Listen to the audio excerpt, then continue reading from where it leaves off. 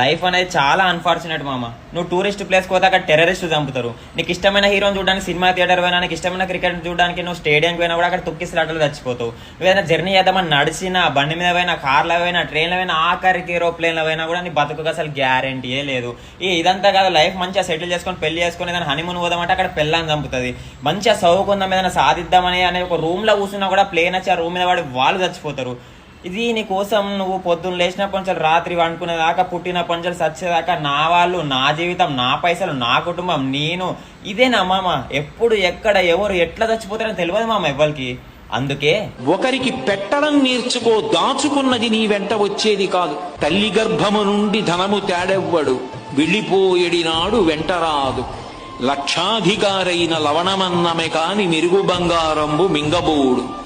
విత్తమార్జన చేసి విర్రవీగుట కాని కూడబెట్టిన సొమ్ము కుడువలేడు.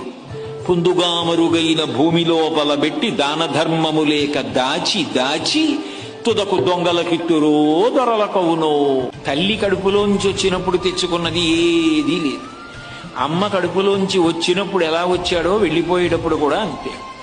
ఒంటి మీద ఆఖరణ కప్పినటువంటి నూలు బట్ట కూడా లాగేస్తారు. లాగేసి తీసుకెళ్లి కట్టెల మీద పడుకోబెట్టి వెలిగించేస్తారు. ఒంట్లో ఉన్న నెత్తురంతా ముద్దలు ముద్దలుగా కట్టెల మధ్యలోంచి పడిపోతుంది.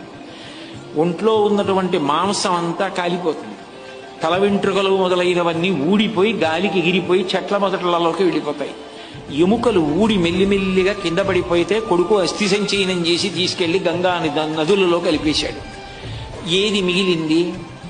ఇలా ఇలా ఉన్ననాళ్ళు చూపించి బోరలు